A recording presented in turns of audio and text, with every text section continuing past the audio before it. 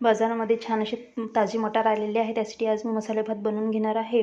मसाले भात मी कुकरमध्ये बनवणार आहे। कुकरमध्ये तेल टाकलं, त्यानंतर जिरं, मोहरी, खडे मसाल्यामध्ये तेजपान, काळी मिरी, लवंग, वेलची आणि कलमी टाकून छान असं परतून घेतलं। त्यानंतर हिरवी मिरची, कांदा आणि लसूण जिऱ्याची पेस्ट टाकून मिनिटभर परतून घ्यायचं। त्यानंतर त्यामध्ये लाल तिखट, हळद, धनियापूड, जिरंपूड आणि गरम मसाला, त्याचबरोबर मीठ टाकून मस्त असं परतून घ्यायचं। त्याबरोबर लाल टोमॅटो टाकून छान असं मिक्स करून घ्यायचं। कसुरी मेथी आणि ज्या भाज्या आहे फ्लॉवर, वाटाणा आणि बटाटा टाकून मस्त असं मिनिटभर परतून घ्यायचं। त्याचबरोबर झाकण ठेवून मिनिटभर त्याला वाफ येऊ द्यायची। वाफ आल्यानंतर त्यामध्ये 1 वाटी तांदूळ आणि कोथिंबीर टाकून मस्त असं 2 ते 3 मिनटं परतून घ्यायचं। तेलामध्ये परतल्यानंतर त्यामध्ये 1 वाटी तांदळासाठी 2 वाटी थंड पाणी टाकून साधारण 3 शिट्ट्या काढून घ्यायच्या आहे। 3 शिट्ट्या झाल्यानंतर खाण्यासाठी तयार आहे मस्त असा मसाले भात। गरमागरम मसाले भात खा आणि चॅनलला सबस्क्राईब करा। धन्यवाद।